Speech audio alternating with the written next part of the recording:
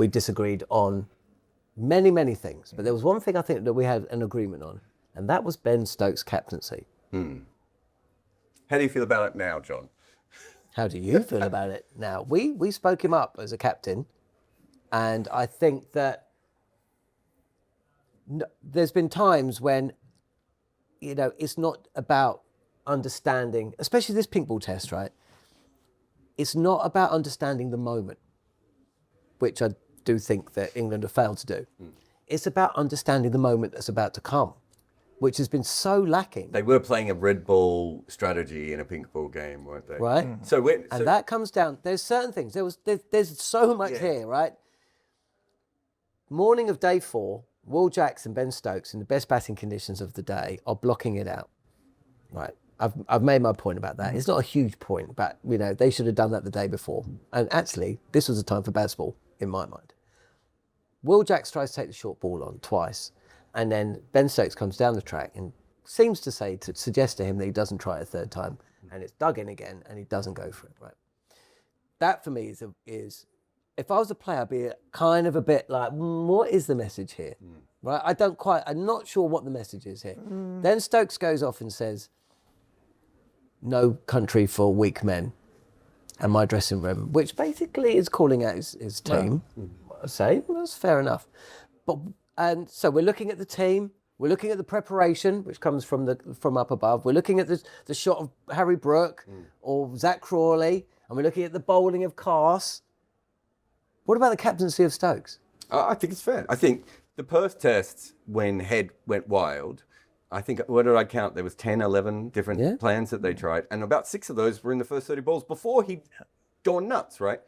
So that was the point at which I thought they were going, that Stokes was trying too hard.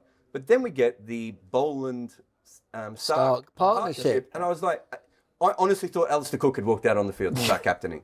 I was like, what is happening? Right? You have, and then, when I think it was it might have been the day before that, when after the lunch break or the dinner break, whatever they call it, the first break of the day in day-night games. Dinner. When they had... I still can't get dinner. I've made that mistake. Let's go with all the way It's through. not dinner though, is it? It's always dinner time. It's afternoon. But when he went with Jofra and Atkinson straight away after the break, and I was like, you just saw Australia the day before, who are the world's leading experts in pink ball games, not you Stark straight after the break. Did you not think to yourselves, there's a reason they haven't done that? And by the time it got to dusk and the light started to get weird, and you have a chance of getting wickets, they didn't have their 2 best bowlers left to bowl. Like they are not reading this well at all. There was another moment as well. First test. Was it first test? I mean, these are all, because of the time of day we're covering this as well. It's kind of difficult at times. So it was only when Carson Atkins, that's right. So it's Perth, England's second innings, the only time England looked like they were going to, after they threw away all those wickets, because actually, they'd got to 100 odd for one. Australia started going short ball, and Carson Atkinson just smashed it around for 50, right? And you're thinking, why are you doing that? But anyway, they did it. They realised they didn't do it anymore.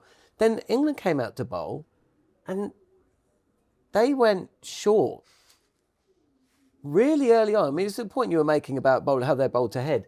I'm thinking, but you've just seen that happen when we were batting, and now you're doing it when we're bowling. I mean, a couple of things in that. The Boland one and the Stark comparison.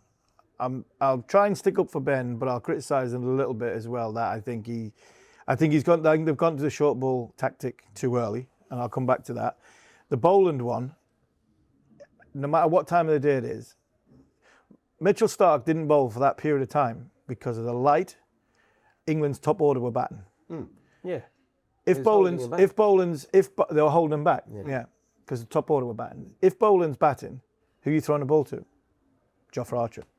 So he's in Ben's eyes. No. I'm talking about the other session. But John was mentioning before when they didn't keep Archer. Scott Boland's batting. You want your fastest and your nastiest and your best bowler. I think there's a lot of this, and what I'm going to come to is, I think we can criticise Ben Stokes' captaincy. I would criticise that he goes to plan B, plan C, plan D a bit too quick. I think a lot of that comes down to the fact he don't trust him to pitch it up. They're not landing. If they're not landing, This has to be a that's plan, the Army. problem. I can't believe that they have all come in as a team.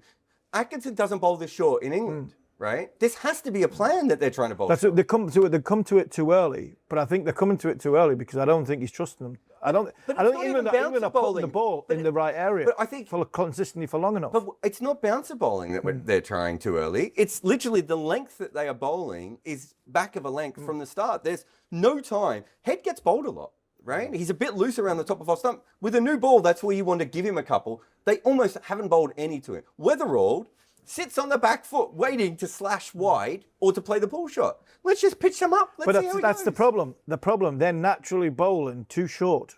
So if you're going to turn around and go, right, if I had a bowler that I'm going, I need to pitch it up and he's bowling back of a length, and you pitch it up and he's bowling back of a length, and you got two options. You take him off, and you bring somebody else on, or you go, right, well, if you can't pitch it up, that length's no good.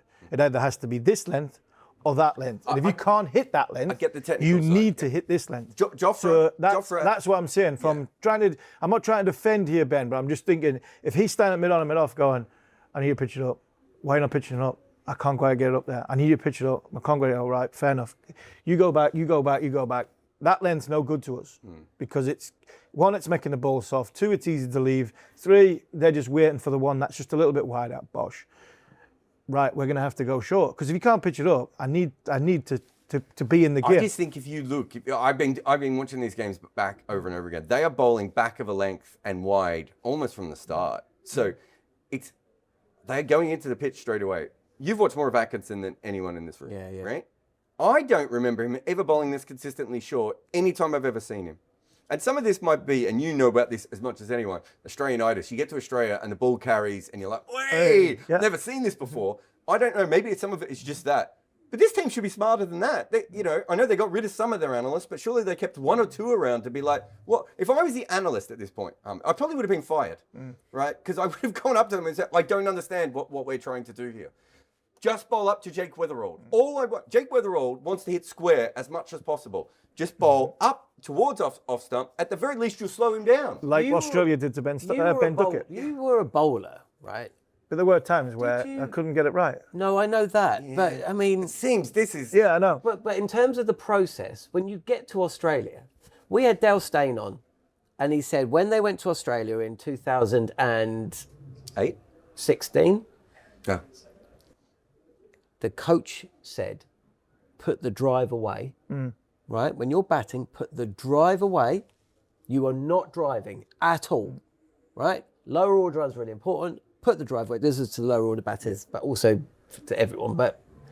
And when it comes to bowling, they had clear, decisive plans of what they went about. So when you were a player, you had that, right? Yeah, you want to bowl a little bit fuller. It wasn't as easy for somebody like my first tour, like Caddy and Jude's. It wasn't You've naturally got a natural easy. length. But we're saying that Atkinson isn't bowling his natural length. But what I'm saying is, Stokes is. But you spend a month in Australia, 3 weeks in Australia, grooving that natural length. Yeah. By playing Western Australia's Farmers 11, by playing Western Australia second team, by playing Western Australia, by going to. I didn't mind them not going to Canberra. I didn't. By playing, getting on something close to the surfaces you're going to play on, not Lila Kill, practice at the wicket. All these things come down to preparation, not one size fits all. Bowlers take different times. It took me 2 or 3 weeks to get myself ready for the first test match. It took Hoggy maybe a fortnight. It took Simon maybe 2 or 3 days. Fred was a bit different. This is why when you get to Adelaide, England start nailing that fuller length, get driven through extra cover because the ball's not bouncing as much because it's a nicer, lower pitch. But England bowlers might feel in the groove. All of a sudden, like I said before, got 40 overs under the belt. This is what you get in preparation. This is the horses bolted. I think, and it comes back to trying to defend Stokes, but also criticising him in such a way where they have to go to the short ball plan because they're not trusting their bowlers to bowl 2 or 3 balls in the same spot time after time after time because they've not got the repetitions under their belt. I just think, I understand a lot of what you just said. But you're bowling to Scott Boland on a flat pitch and they're trying to nick him off. Why are you trying to not nick Scott Boland off? You put a silly point in front of Scott Boland to stop him doing the silly Matthew Hoggard, Kemar Roach. you know, forward press, right? And then you bowl at the stumps a couple of times, right? The inability to do that. And because Atkinson is doing this, for me, I think he's talking for old school cricket. To me, it looks like they have a plan of we can nick all these guys off with back of a length. And it's just not working. I'm sorry. You just need to change what you're doing. And if Atkinson is going away from what he normally does, that really concerns me. You need to look at just copy what Boland is doing, right? He's got the right length. Just find that length. You're not going to be as accurate as Boland, but at the very least you can cause some danger. I'd be more worried about England's batters watching Scott Boland bat, because Scott Boland, I mean, he did have short leg. So Ollie Pope's at short leg, and he's standing square on. No, I want silly point. Yeah, whichever one. He eventually did. But it took him an hour and a half to put a silly point in. But he's square of the wicket, so he's at the side. Yeah. And he's watching Scott Boland bat for 77 balls. And Scott Boland has, I think, possibly once or twice, has got his big toe and his next toe in front of the front crease. Yeah. And he's getting everything in here, and yeah. And then we've got Zach Crowley and Molly Pope walking out, and we've got people running at Scott Boland, trying to drive them on yacht. When a number 10, who averages 5 in first-class cricket, is now standing 2 feet behind the crease.